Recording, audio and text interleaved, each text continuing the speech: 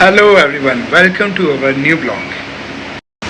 गर्मी बढ़ चुकी है, टेम्परेचर भी बढ़ रहा है, तो आपने देख ही लिया होगा, हमने तो कूलर ऑन कर लिया क्योंकि हमारे पास कूलर है तो हम कूलर चला रहे हैं। बाकी जिनके पास एसी है वो एसी चलाएंगे, जिनके पास फ़ैन है वो फ़ैन चलाएंगे। अपने अकॉर्डिंग जिसको जो सूट बैठता है वो वैसा चलाता है।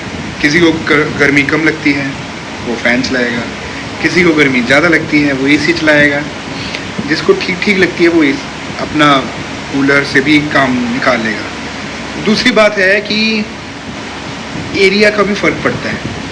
किसी एरिया में गर्मी बहुत ज़्यादा होती है, वहाँ एसी के बिना नहीं चल सकता काम, तो वहाँ एसी ही चलेगा।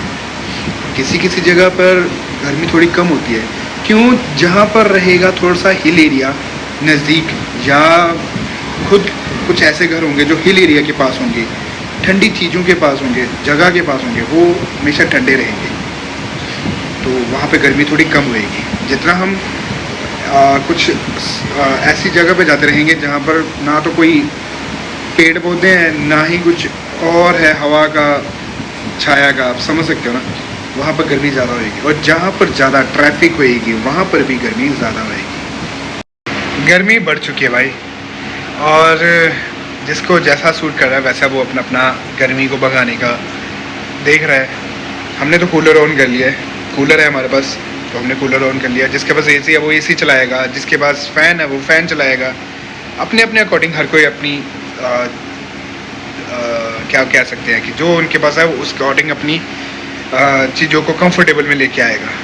किसी किसी जगह पर ऐसा होता है कि भी कुछ जगह ऐसी होती है जो हिल एरिया के पास हो, ठंडी जगह के पास हो, वो ऑलरेडी ऑटोमेटिकली वहाँ पर गर्मी कम होएगी और थोड़ा सा भी कुछ फ़ैन या कूलर चलाने पर ही जो है ठंडक महसूस होएगी, फील होएगी। और जहाँ पर आसपास ना ही तो कोई ग्रीनरी है, पेड़ पौधे हैं, ना ही कोई हवा का, ना ही कुछ पानी से रिलेटेड कुछ ठंडी जगह है, वहाँ पे गर्मी बहुत ज़्यादा होगी। उसका रीज़न है कि आजकल जैसे ट्रैफिक का ज़्यादा होना और पेड़ पौधे ना लगाना, तो वहाँ पर तो गर्मी ऑटोमेटिकली ज़्यादा होएगी। तो मैं बाकियों की तरह प्रवचन तो नहीं करूँगा, बस इतना सजेस्ट कर सकता हूँ, रिक्वेस्ट कर सकता हूँ कि गर्मियों में या फिर जैसे भी हो सके अपने आसपास ठंडक का माहौल बना के रखें।